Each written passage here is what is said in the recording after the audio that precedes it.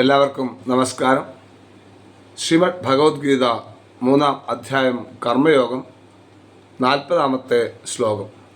ഇന്ദ്രിയാണി മനോബുദ്ധി അസ്യാധിഷ്ഠാനമുച്യതേ ഏതൈർവിമോഹയത്യേഷഃ ജ്ഞാനമാവൃത്യ ദേഹിനം. ഇന്ദ്രിയാണി മനഃ ബുദ്ധി അസ്യ അധിഷ്ഠാനം ഉച്യതേ യേഷഃ ഏതൈഃ ജ്ഞാനം ആവൃത്യ ദേഹിനം വിമോഹയതി. ഇന്ദ്രിയങ്ങളും മനസ്സും ബുദ്ധിയും ഇതിൻ്റെ അതായത് ഈ കാമത്തിൻ്റെ ഇരിപ്പിടമെന്ന് പറയപ്പെടുന്നു.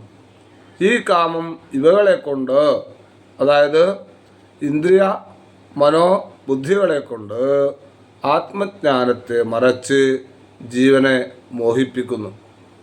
ഇന്ദ്രിയാണി മനോബുദ്ധി അസ്യാധിഷ്ഠാനമുച്യതേ ഏതൈർവിമോഹയത്യേഷഃ ജ്ഞാനമാവൃത്യ ദേഹിനം. നന്ദി, നമസ്കാരം.